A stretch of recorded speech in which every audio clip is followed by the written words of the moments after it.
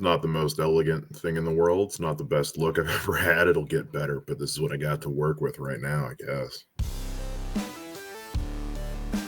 Hey guys, I'm Mike Shea. Welcome to my first vlog as I get crazy washed out by the sun coming through the window in the back there. Or is that just the overhead light? That might just be the overhead light. Let me go turn that off. There we go. That's better.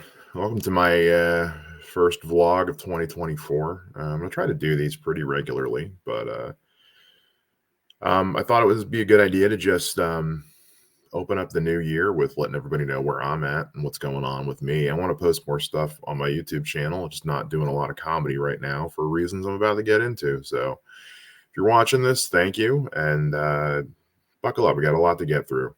It's been a busy couple of months. Where to begin? So this is my mother's basement, where I'm currently staying again, for the foreseeable future. Anyway, the year ended pretty badly for me. December is always kind of a very rough month for me. December is when we celebrate my dad's birthday. December is also the anniversary of when we lost my dad. And then this was the first one without my grandfather. So December already is just kind of a bummer month, which is a shame because like growing up, even in adulthood, like Christmas was my holiday. I love Christmas time. I love Christmas music and decorations. I would always get super into the Christmas spirit.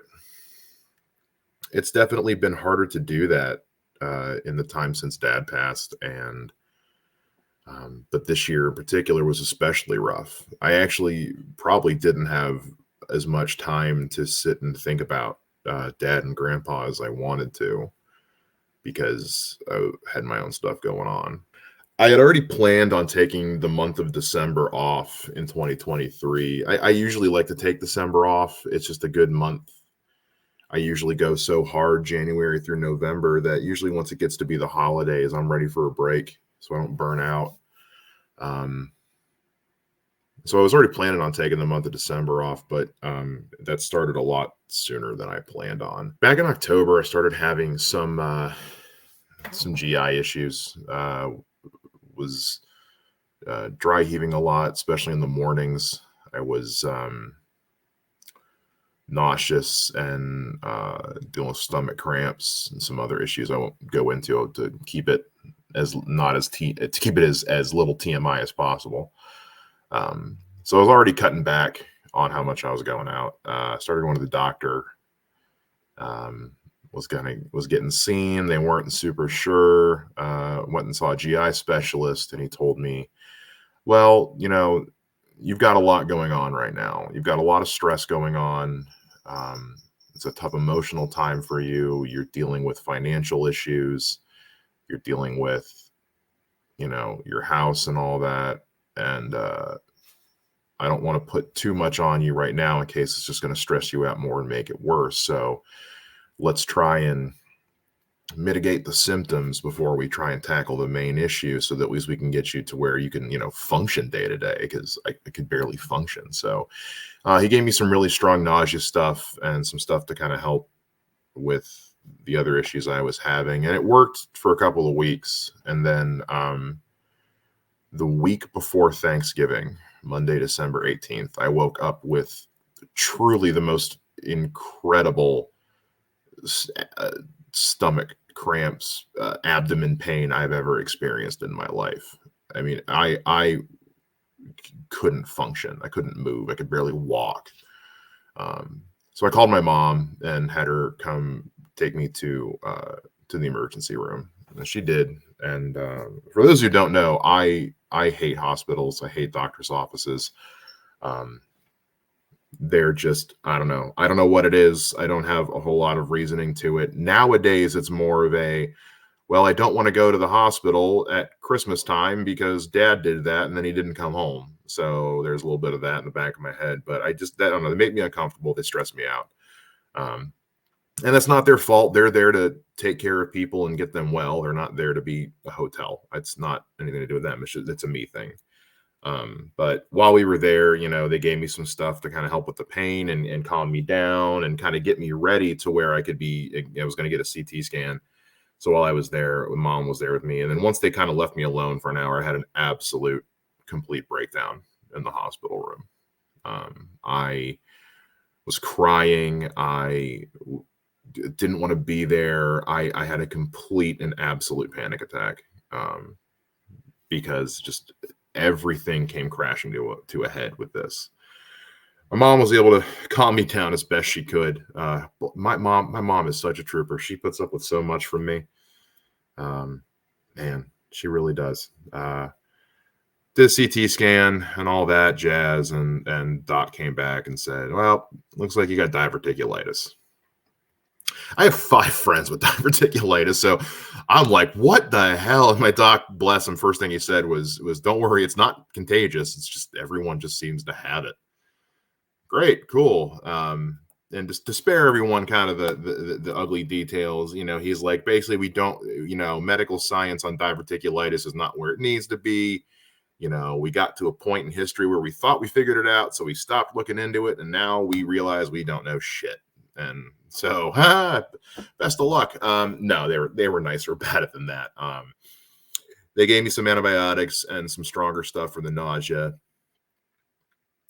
Gave me a pretty strict diet regimen and said, you can stay here if you want, or you can go home. It's entirely up to you. There's not a whole lot we can do other than just pump you full of antibiotics and wait for this to run its course. So I opted to go home because I didn't want to spend any more time in the hospital than I had to. So I've been at my mom's ever since. The antibiotics, I mean, they did the trick. The pain was gone within a day and a half, honestly. The next week or so was just some of the worst nausea I've ever had to endure. I was truly just, I was laid up, including Christmas Day. This is the 3rd Christmas in a row that I've been out of commission. 2020, I had COVID right at Christmas, right when I moved into my house. Last year, I had the flu, and then I had COVID on my birthday, like a couple weeks later. And I was so sure. I was like, 2023, I am not getting sick at Christmas. And I don't know why I chose to put that out in the universe, but I did. And the universe said, oh, okay, fine. Yeah, we're not going to give you COVID or the flu. We're just going to light your insides on fire. So I've been at mom's. And that's kind of where I've been. I've started moving my stuff into the house, in here. There's still a lot of stuff over at my house right now. It has not sold yet. And if you've listened to the Three Mics podcast or We Are the Batman, or if you follow me on social media, I've been trying to sell my house. I'm broke, basically. I have a mountain of credit card debt that I am under from some hard times I was going through in the early 2010s after college, which is what led me to move to Ohio, and moving with my family and kind of start over. And I have a great day job. I'm further along in my, professional day job career than I ever have been. And comedy's been going really well as well. But I'm under a mountain of debt. So I had gotten a roommate to try and mitigate that, but it wasn't working out. So I had to put the house up for sale. And unfortunately, it's still up for sale. A month later, almost. We've had to drop the price once just to get some movement on it, but we're still just not. And I know a lot of it's the holidays and the new year. It's just, and I know everyone loves their house, but my house is really in it's in amazing shape. My mother, my aunt, and my uncle came over when I told them I was going to put it up for sale, and we just ran the gauntlet on the house, painted it, cleaned it up, packed it up, got it organized, got it ready to be shown. My realtor, a buddy of mine who's a realtor, who helped me buy the house, sent his photographer over, took some great pictures. It's in great shape for a little old house. I mean, and I don't mean it to be mitigating. No, it's in really good shape. It's move-in ready. Anything that needs to be dealt with is purely cosmetic, honest to God. It's just some of the lighting fixtures are a little dated, but I'm broke is what it comes down to. There's certain things. It's like this is as good a state as my cats fight behind me. Hang on a sec. Archie.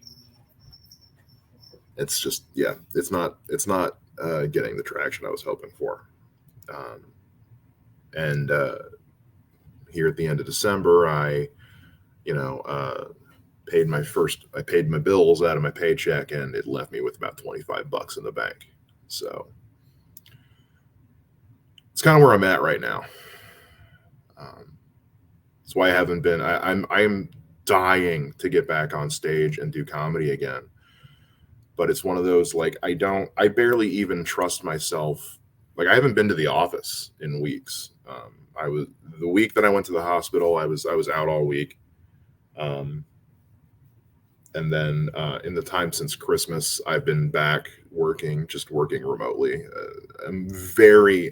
I will say I am incredibly fortunate as a comedian and as just a person in general, that I have the luxury of a wonderfully supportive family. I come from I am truly gifted in that I have a supportive family, the likes of which I can't even describe, who will bend over backwards to make sure family is taken care of. But I'm also very lucky and fortunate to have a stable big boy job with a boss, a team of bosses, and a team of coworkers who are patient and accommodating in ways that I don't deserve, that I don't feel like I've earned. They would scoff at me saying that, but it's just the way it is.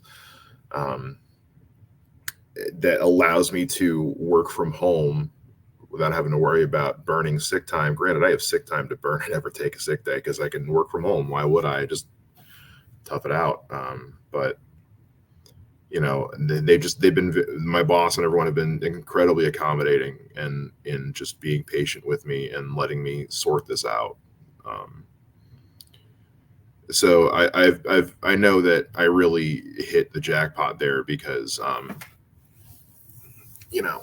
I think back to a couple of years ago, and it's like, man, if this had happened to me even a year before, 2 years before, I don't know what I would have done. I was an hourly position that didn't have the work from home option available to me, and it's like, man, if this had happened, it's like, I hate that this is happening, but if this was going to happen at any time, I'm glad it's happening now, where I'm able to still work and keep the money coming in, because I need every penny of it right now.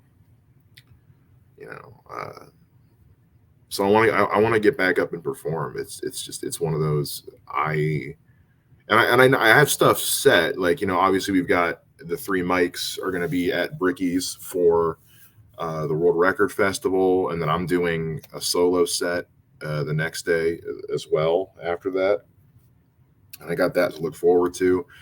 That's all I really have booked. I haven't booked anything else because it's just I don't know what kind of state I'm going to be in, and being, to keep this as discreet as possible, being too far away from my own bathroom is not ideal right now. It's just the reality of the situation. Not only that, but like, I have an appointment in the beginning of February to get scoped from both ends, and they're gonna high five in the middle. And I'm nervous about it, and it's still 5-6 weeks away. It's coming though, thankfully, and at least that's the, like, cool, we do this and we can get some answers, because the diverticulitis is one thing, but it doesn't explain the other issues I was having prior to the diagnosis. So they're like, there's more than one thing going on with you. Every doctor I have is like 99% sure it's stress related, because I am truly under the most stress I've ever been in my life. I have basically no money. I'm living in my mother's basement. I can't get my house to sell. I've had to put comedy on hold and podcasting on hold as I try to get some semblance of normalcy with my body and with my life. It's forcing me to miss work. It's making me less productive at work, and my entire life is just on its head. I was talking with my therapist yesterday. At the time I'm recording this, it was yesterday, and he was like, "How are you hanging on right now, man?" And I was like, "I honestly don't know." He was like, "I'm genuinely impressed that you're holding it together as well as you are." And I was like, "I'm really not holding it together as well as you think." It just, I don't know. You know, the way I put it to him was like, I have basically got a grain of rice worths of optimism left inside of me, and it's not going to take much to crush that. Like, I was like, I can't take. And I don't say this, I'm not saying this to be hyperbolic. Like, quite literally, I can't take any more bad news. I can't take another hit. Like, if anything else goes wrong, I don't know what I'm going to do. I really don't. And, you know, it's, as a comedian, you feel a pressure to turn a situation on its head, to find the funny in a dark place, to take tragedy and turn it into comedy. I think everyone has their limit, though, and I think every comic has a point they get to where it's like, this just isn't funny right now. I can't be funny right now. I don't have it in me to write jokes about this, to make fun of this, to make light of this, because I'm still going through it, and I don't know what the outcome's going to be, and I don't know what the next day is going to look like. I've been, for like the last 4 or 5 days, are probably the best I've felt in over a month. I haven't had any issues. You know, I'm all done taking antibiotics. I finished out that, and I'm just keeping the nausea stuff on hand for when I need it. But, you know, like I alluded to earlier, my doctor has me on truly the strictest diet I've ever been on in my life. I mean, I can't have fucking anything. I can eat like white meat, poultry, and fish, potatoes, but with no skins. You know, white bread, white wheat, you know, like white flour, pasta, no whole grains, no caffeine, no chocolate, no alcohol, no cannabis, no red meat, no dairy, no, you know, nothing fatty, nothing oily. I can't have like fresh fruits and veggies because there's too much. I got to keep things low fiber. It's truly like the way I was talking to Mike Wells about it from the Three Mics, because he has diverticulitis as well. And I was like, yeah, but I said, because things are so weird with me, they're trying to get me to kind of like reset my body chemistry a little bit. And I was like, at this point, I'm not eating. I was like, I'm eating for survival. I am eating for sustenance and sustenance alone, which is the worst way to eat, because this is literally like zombie apocalypse, post-apocalyptic, dystopian future eating, where it's just like, I am just eating what is available and is safe for my body. And I'm also lactose intolerant, so that makes the dairy thing extra. Like, the idea is to just eat whatever is going to have the least effect on my GI tract, while at the same time giving me enough nutrients to stay alive. Whoop-de-doo. A lot of chicken, a lot of potatoes, a lot of turkey, and all I'm drinking is water. I was already pretty much just drinking water before this anyway, but like right now, like I'm stressed as fuck, and it's like I would love nothing more than to just, again, because I'm in Ohio too. We literally just legalized weed, and I have my medical card since this past summer. It's like I would love nothing more than to just get baked and de-stress on the couch, and I can't do that. I have to, which I think is, and that's not like, oh, I can't smoke weed. It's like I even told my doctor, I was like, if you're like tell me now if I need to just cut cannabis, because I can't. It's not, my world's not going to end. If my options are getting high or dying, I'll take, or not getting high or dying, I'll take not getting high. It's fine. I barely drink as it is. The most I ever drink is when I go to an open mic, and I might have a drink or two. But yeah, I have no vices right now. It's weird because like the things I want to eat most right now are like I would love a grilled cheese sandwich or a PB&J, or I've weirdly been craving those little chocolate mint Andes candies that you get at like Olive Garden or whatever. It's like I want one of those so bad. It's so dumb. Like, I want a cup of coffee, like I can't even drink tea. And so it's just like, this is, and as somebody who's like I'm a foodie, clearly you've seen, the shape I'm in, like, I love food. I love a good food. I can't eat any of it. I mean, the byproduct of all this is like I have lost a considerable amount of weight. When I went to the doctor when I first went to start getting looked at, when I started 2023, I weighed 410 pounds, which is the most I ever weighed.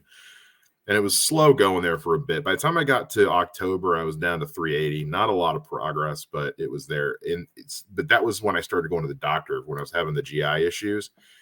In the last couple of months, I'm down to almost 350 pounds, which is good. It was scary at first to lose that much weight that fast. And usually, especially after what we went through with my grandfather, where it's like, oh my God, I'm having stomach issues and I'm losing weight. Oh, here's the C word. And my doctor was like, no, it's not that.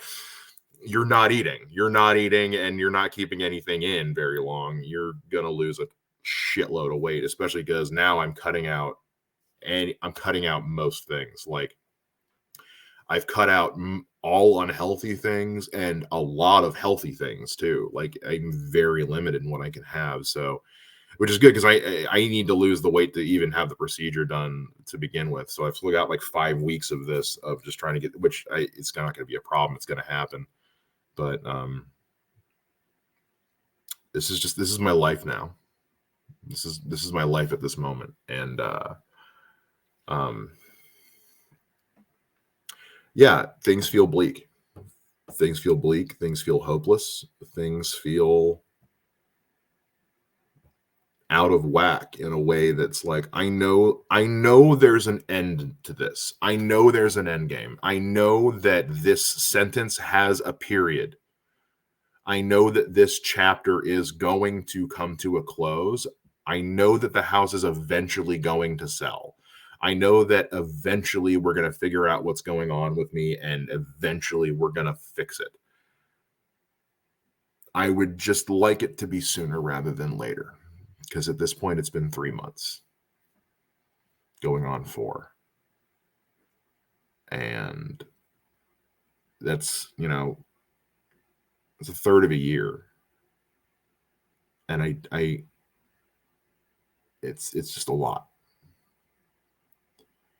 So, and I'm sure there's plenty of people who will see this and will say, well, if you were really a good comic, you'd be, it's like, but you know what? Fuck you. Sorry, fuck you. Everyone's different. I think every comedian worth their salt at some point goes through a period where they're like, where it's just like, not right now. Not right now. I can't do it. Trying to write new stuff while I'm home, but I write based on my life experiences, and right now my life experiences are 100% miserable. I haven't found the funny in this situation yet, and I'm sure I will when I get to the end of it. I've dropped a couple anecdotes here and there that they might get a chuckle out of you, but I'm not ready to write about this. I'm not in a place right now where I can try to turn this on its head, because it's not over. And truth be told, I'm scared.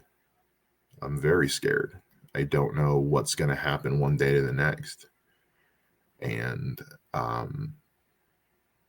I like to think I'm usually pretty good at, you know, keeping a lid on that stuff, but it's just too much. So I'm scared. I'm worried. And I don't know what the end of this is going to look like. So for the time being, I am just taking it one day at a time, spending as much time sleeping as I can to try and make this process go faster. And, you know, my birthday is on Thursday. It's going to be a wash. Happy birthday to me, I guess. But it is what it is. Anyway, I've rambled about this enough. That's where I'm at right now on day 1 of 2024. Broke, miserable, terrified of what's coming next. That's life sometimes. Anyway, see you guys again next time.